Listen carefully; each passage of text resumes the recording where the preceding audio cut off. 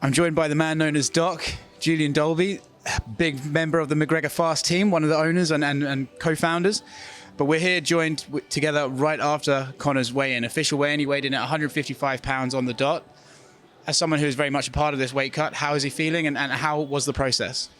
This was probably the most straightforward weight cut that he's done.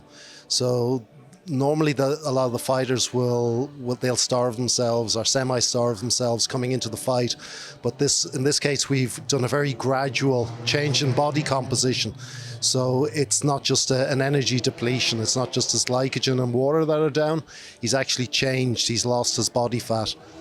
Is that something that is important when it comes to energy and performance in the fight itself?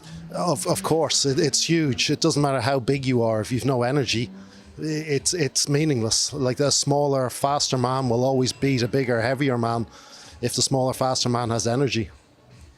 When you were part of Conor's camp before and he was managing his weight, did it ever go as smooth as this? Or was this something that, I know his nutritionist was very heavily featured and involved, but was this just simply every step was just met correctly? Or how would you compare this to weight cuts of his past?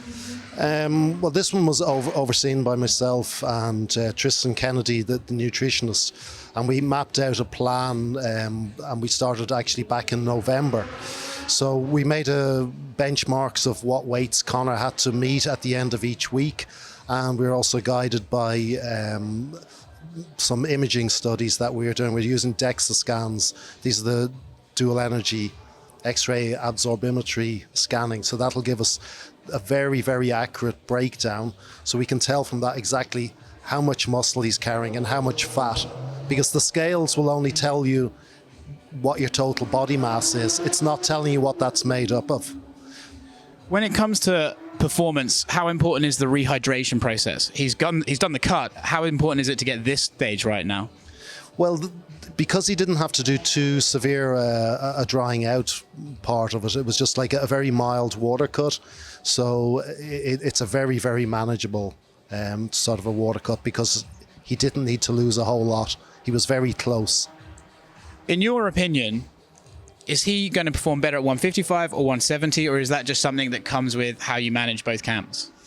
I would say 155 is about the optimum for Conor. I mean, I personally, I would like to see a 160 brought in. It would make more sense, because if you look at it, where most of the guys are, it's like a bell curve.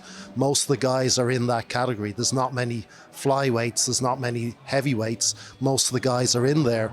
So to me, it would make more sense to add in an extra category. It would be safer for everybody, but that's not how it's done. They don't want to do that. Do you feel like there's been a lot of questions about Conor's cardio, I think, based on his first fight with Nate Diaz? You've seen him train, you've been with him every step of the way. How would you rate his cardio? I don't really like the term cardio. It's a very vague term. There's a lot of aspects to it. Is what I would call conditioning training, which is mostly anaerobic conditioning. In the sport of MMA, it's a stop-go type of a thing, rather than a continuous power output type of a sport.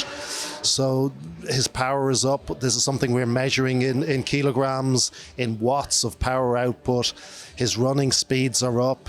His times are down. So we have very real numbers that we can back it up and say how he's progressed over the last 5-6 years now.